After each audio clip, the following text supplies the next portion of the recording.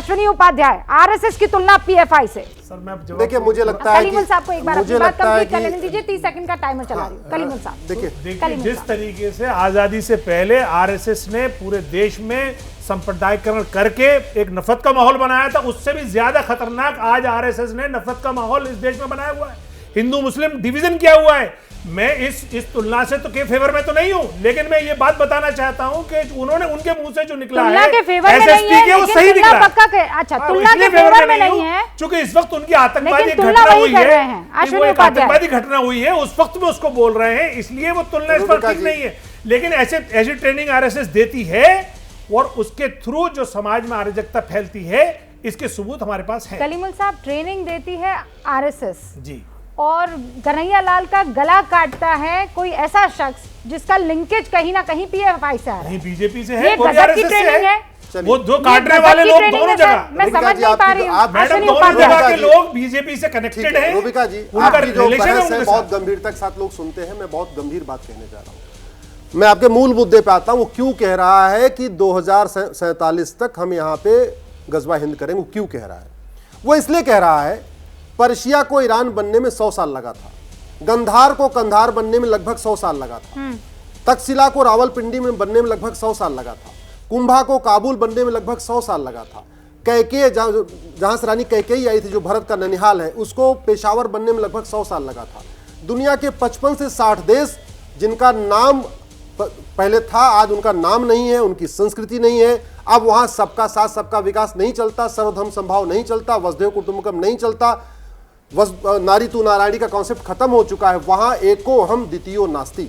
तो चूंकि 1947 में इस देश का विभाजन हुआ, इसलिए अगला टारगेट 100 साल, इनका जहां भी टारगेट होता है 100 साल का ही होता है कि 100 साल में 1947 से 2047 तक। लेकिन मामला तो अब यहां पर आ गया है ना कि जब जहन में ये आप तुलना करने लग जाते हैं कि जैसी ट्रेनिंग आरएसएस में दी जाती थी वैसी ट्रेनिंग पीएफआई में दी जा रही है, ये तुलना कहां तक जायज है? ये मेरा अहम अब सवाल है। पटना में ये जो 2 संदिग्ध आतंकी गिरफ्तार हुए हैं, इनका जब कनेक्शन पीएफआई से आया और बयान लेने की कोशिश हुई पटना के एसएसपी से, तो एमएस ढिल्लों की तरफ से ये कहा गया पीएफआई और आरएसएस की तुलना करते हुए कि पीएफआई उस इलाके में बिल्कुल वैसे ही ट्रेनिंग दिया करती थी जैसे आरएसएस की शाखा में ट्रेनिंग होती है, और वहां से ये अपना प्रोपेगेंडा आगे फैला रहे थे। अब इस पर बीजेपी के प्रवक्ता हैं अरविंद सिंह, उन्होंने पटना के एसएसपी को हटाने की मांग कर डाली है। बीजेपी के मुताबिक पटना पुलिस अपनी इंटेलिजेंस नाकामी को छुपाने के लिए ये तुलना कर रही है। क्या कहा गया पटना बीजेपी की तरफ से, सुनिए आप। माफ कीजिएगा, पहले आप एसएसपी का बयान सुनिए। अभी तो अनुसंधान बिल्कुल प्रारंभिक स्टेजेस पर है। जो पता चला कि ऑर्गेनाइजेशन बेसिकली मोबिलाइज़ करती थी, मस्जिद में और मदरसा में यूथ्स को मोबिलाइज़ करते थे, और कठोरता की तरफ, जिसको हम अंग्रेज़ी में रेडिकलाइजेशन बोलते हैं, उसके लिए ये लगातार कार्यशील थे। इसका जो मॉडस था कि ये लोग जैसे शाखा होती है, आरएसएस अपनी शाखा ऑर्गेनाइज करते हैं और लाठी की ट्रेनिंग देते हैं, उसी तरह से ये लोग शारीरिक प्रशिक्षण, फिजिकल एजुकेशन के नाम से लोग अपने यूथ्स को बुला के और उनको प्रशिक्षण दे रहे थे, और उसी के साथ ही जो अपना एजेंडा है और प्रोपेगेंडा है, उनके माध्यम से यूथ्स को ब्रेन वॉश करने का काम कर रहे थे। तो ये बयान अब कंट्रोवर्शियल हो गया है। ये कह रहे हैं कि फिजिकल ट्रेनिंग के नाम पर इस तरीके की ट्रेनिंग दी जाती थी पीएफआई की तरफ से, और फिर आरएसएस का भी जिक्र कर रहे हैं। कलीमुल साहब, बीजेपी ये कह रही है कि इस पर किसी तरह का एक्शन होना चाहिए, जल्दी होना चाहिए।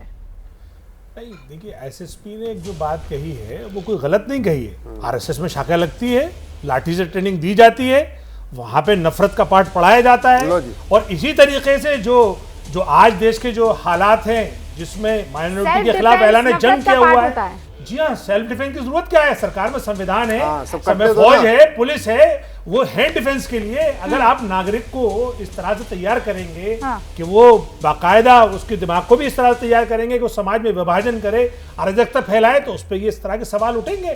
और अगर एसएसपी ने कहा ये towards rule of Islam in India 2047, ऐसा कोई दस्तावेज आपके पास है जो आप बता सके कि आरएसएस फैला रहा है? जी देखिए, आरएसएस के पास तो ऐसे दस्तावेज हैं कि आपने शाखा में बड़ी ट्रेनिंग ले रखी है। शाखा तो मैं गया नहीं, लेकिन आरएसएस समर्थित स्कूल में पढ़ा हूँ। अच्छा, तो मैं इसलिए आरएसएस क्या पढ़ा वहाँ पे? मैंने पूरी स्कूलिंग हुई है मेरी। क्या पढ़ाते हैं वहाँ पर? मैंने 12th तक पढ़ा, मैं उनका काम जानता हूँ। क्या पढ़ाते हैं वो लोग कौन से स्कूल से पढ़े, आप बताओ जरा, नाम बताओ। मैं पढ़ा हूँ प्रमोद इंटर कॉलेज सहसवान बदायूं से पढ़ा। आरएसएस का स्कूल का नाम सरस्वती शिशु मंदिर होता है, प्रमोद, रमोद और ये बाकी नाम नहीं होता। चलिए साहब, अब आप सुन लीजिए, आगे की बात सुन लीजिए, वो क्या पढ़ाते हैं और कैसे पढ़ाते हैं। जो आज जो पूरा तो इतिहास बदला गया है हिंदुस्तान का। आप संगी क्यों नहीं बने? नहीं, मैं क्यों संगी बनूंगा? मैं तो वहाँ शिक्षा लेने गया था, शिक्षा लेकर आ गया। शिक्षा देते हैं तो पढ़ाते होंगे। हाँ, बिल्कुल। आपने किसी गला क्यों नहीं काट दिया, ये बताओ, सीधे सीधे बताओ। जिस बोर्ड से वो स्कूल एफिलिएटेड है, उस बोर्ड की भी शिक्षा उसमें दी जाती है, लेकिन साथ के साथ जो आरएसएस का अपना बोर्ड ऑपरेंडी है वो है, वो सबको पता है। कुछ भी बोल, अगर एसएसपी साहब भी कह रहे हैं, कुछ गलत नहीं कह रहे, कुछ भी बोल दो, हद हो गई। ये हिंदुस्तान है और बहुतायत में यहाँ हिंदू है, और तब भी हम लोग सबकी बात सुनते हैं, और ठीक लिखा है उस कागज में कि इन कमजोर हिंदुओं को घुटने पे ला देंगे। ये देखिए, ये कह रहे हैं आरएसएस नफरत फैलाती है, डरपोक। आज भी ये बोल रहे हैं एआईएमएम के लोग, जो खुलेआम समाज में नफरत फैलाते हैं, चाहे इनके नेता हो, चाहे इनके नेता के छोटे भाई हों। आज से नहीं, जब से देश आजाद हुआ है, तो ये इनको आजादी है बोलने की, और हमें आजादी है इनकी सुनने की। हम लोग कुछ कर नहीं सकते ना। सो जाओ हिंदू, सो जाओ, बोलते रहेंगे ऐसे लोग। आरएसएस के बारे में इस तरह से सोचना भी घृणास्पद है। मैं यही रूबिका जी, ये देश बचा हुआ है, ये देश की एकता अखंडता मजबूत है, वो आरएसएस की वजह से है।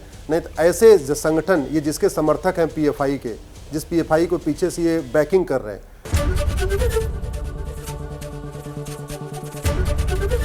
एबीपी न्यूज आपको रखे आगे।